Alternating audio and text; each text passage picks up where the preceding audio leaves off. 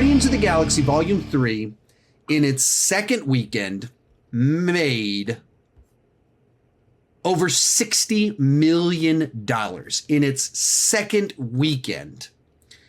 And it only had a 48.9% drop. Quick note, this is me about 6-7 hours later. The final actuals for the weekend came in, and much like last weekend, they kept tracking ahead of the estimates, and the final number for the weekend was that it made $62 million, and it only dropped 47.6%. So it did even better, had an even better hold, which is only a fantastic sign that it just keeps having better and better legs than we keep predicting. Even when we predict it's going to do fantastic. Point of reference, couple months back, Ant-Man and the Wasp: Quantumania second weekend drop was 70%, and it made like right around $30 million in its second weekend. Guardians of the Galaxy Volume 3 is making double what Ant-Man did in its second weekend.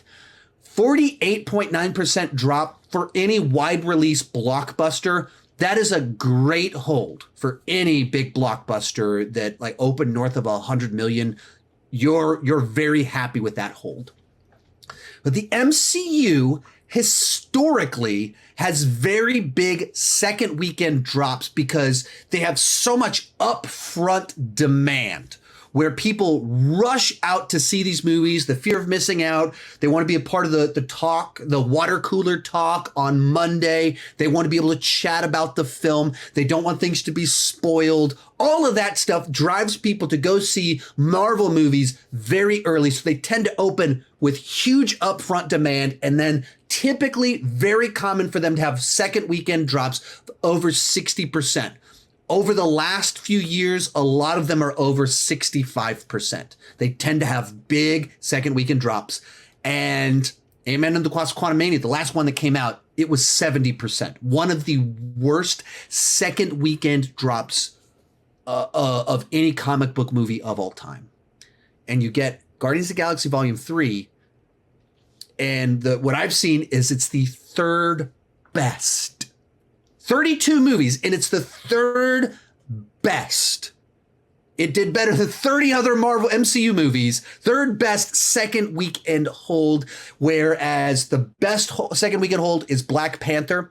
And that's a movie that was extraordinary and important and special to millions and millions of people. And it went on to be nominated for Best Picture. It has the best second weekend hold at 45%.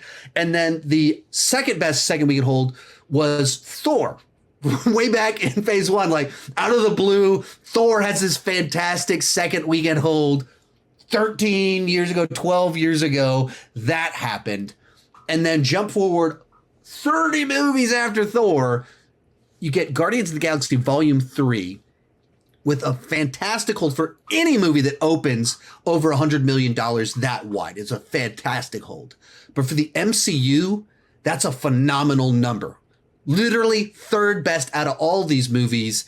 And to find movies to compare it to, you have to have a movie that was nominated for Best Picture and one that came out in phase one, with the fourth movie in the MCU, to find numbers with these good of second weekend hold. So why is that? Why on earth did this movie have such a good second weekend hold? And I think there's two reasons. Pretty simply put, that it opened soft. All the stuff I talked about last week about how it was a disappointing opening weekend in the United States. It was 30 million less than what Guardians of the Galaxy Volume 2 opened to, was way far behind. Thor 4, Doctor Strange 2, Black Panther 2 is way below those numbers. So it opened soft. People were hesitant to go see the movie. And so if you open soft, you don't open high, it sets you up. If you don't have that kind of inflated opening weekend that so many of these other movies had, it sets you up to not have as big of a drop. That's reason number one. It opens soft, therefore it's not going to drop as much. The other side to this, people are loving the movie. People are saying things like best MCU film since Endgame. I just quoted myself. I said, people are saying, and then I quoted myself. But things that I've said, best since Endgame, best MCU movie in years, feels like the old days of going to go see a Marvel movie. That's what a lot of people are saying about this movie. And I've had conversations on Patreon, had conversations over DM. A lot of people are having that same experience of like, yeah, it feels like the good old days where it has this heart, a soul to it, felt big emotions. It was like the old days where like one guy was telling a story. It didn't feel like it was directed by the MCU committee where there's all these rewrites and all these people when they interfere. It feels like the good old days. And immediately that was the chatter coming out as soon as the movie came out. I talked about this last week that the opening day numbers were soft. They were really low. And so the estimates for the weekend dropped to like 105. Like right around the exact place where Ant-Man and the Wasp: Quantumania opened. And then by Sunday, it went up to 114 were the expectations for the weekend, the predictions for the weekend, 114. So it jumped $9 million. That's like almost a 10% jump in 2 days as people started to actually buy tickets and word started to spread. And by the time the actuals came out on Monday, it was up to 118. It had gone up over $10 million or a 10% swing based purely on word of mouth getting people to go see the movie. So you play that out over the rest of the week and the second weekend where people that were hesitant, people that were like, fool me once, fool me twice, fool me once, shame on you, fool me twice, shame on me. I'm not going to rush out to go see MCU movies anymore. I've got to hear good things about it. I have to hear that this one is worth seeing. I was disappointed by Quantumania, Thor, whichever movie disappointed them over the last year and a half since No Way Home. They heard this one is worth seeing.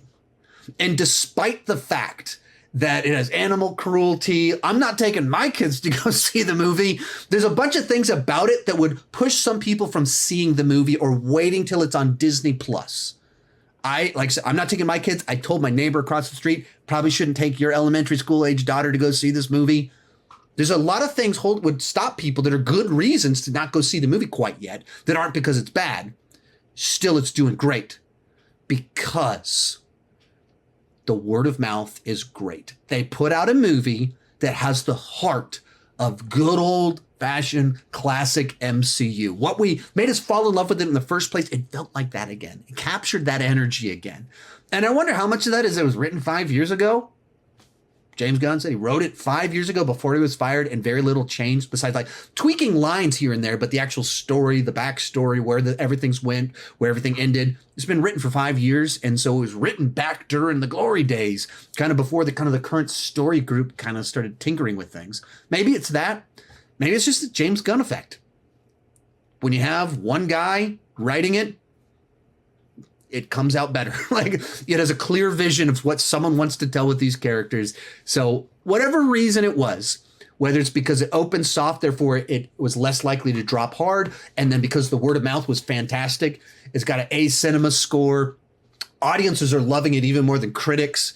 The critic score is like 80%. So it's a little bit soft for a Marvel movie. You think Ant-Man and the Wasp, the first one, has like an 89% Rotten Tomato score. This only has an 80%. So maybe people are a little bit like hesitant for all the different reasons. People are a little bit more hesitant about Marvel movies.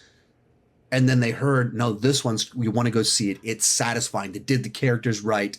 It's the proper send-off. And a lot of the other phrase I've been hearing is people that are like, maybe this is the last Marvel movie I'm excited about. And it was satisfying. And it's like another kind of one of those end game sort of things where you kind of come to an end with characters that you love and you go, what's next? Like, am I excited for what they're doing over the next couple of years? I'm hearing a lot of chatter like that too. So this is another one of those farewell kind of films to characters that people love, a writer-director that people love.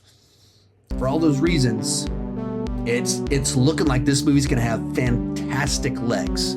It had a phenomenal second weekend for any big blockbuster, but even more so for an MCU film where they tend to be over 60%, and it's the third best. So anyway, there's kind of my thoughts on that one.